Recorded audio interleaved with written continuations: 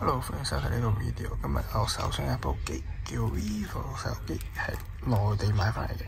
係啦，如果係你用國家補貼買到嘅手機，係點樣有 Google 嗰啲嘢咧，就不妨試下會咁樣做。得手上呢部手機為例啊，就係呢個 Vivo Y20i Y200係啦，手住揸咗部機。係啦，咁就切換畫面，睇下裏邊設定係點樣做啦。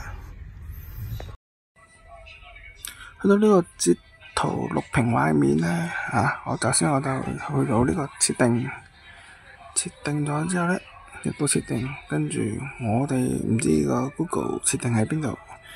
我哋通常內地機咧，通常都係佢係寫翻咗個中文叫谷歌或者谷都會出現噶啦，而呢部手機為例咧，就叫做谷歌基本服務設本喺呢度，跟住再將基本管理服轉咗佢，唔係開咗佢嗱。而家我係開咗個狀態，係啦，開咗個狀態之後咧，去翻佢呢部機應用商店呢度，要打 Google 轉翻英文先 ，Pay 就。因為佢裏邊有框架咧，直接可以 search Google Pay， 跟住再正常你冇下載嘅，你就會要下載安裝就得噶啦。跟住咧，慣咗手勢，我都會裝埋嗰啲 Google 應用嗰啲會用到嘅 Apps 喺裏邊嘅，譬如話 Google 嘅瀏覽器啦、搜索嘢啊，仲有個。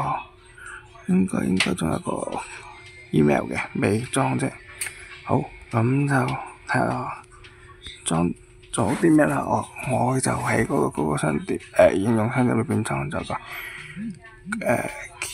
keyboard 啦，即係輸入法啦，啱啱嗰度啦。跟住就呢個 Google Translate 係啦，咁就可以用嘅，未登入都可以用到。跟住瀏覽器。跟住就 Google Search 用到，跟住仲有呢個 Google 相簿用到，我唔得入啦，咁就係啦，係。如果係同型號係用呢個 Vivo 手機咧，就可以咁樣跟我咁樣設定就得噶啦。如果其他手機你都嘗試一下，揾下個設定。唔係你唔打中文就打英文，自動出動完一樣都冇問題。最緊要係開咗呢個服務，因為佢裏邊有啲手機係會有框架裏邊，所以係你開睇佢就得噶啦。跟住你裝翻佢應用商店裏邊嘅 Google 啲嘢，咁呢個喺內地買翻嚟嘅手機就可以用到啦。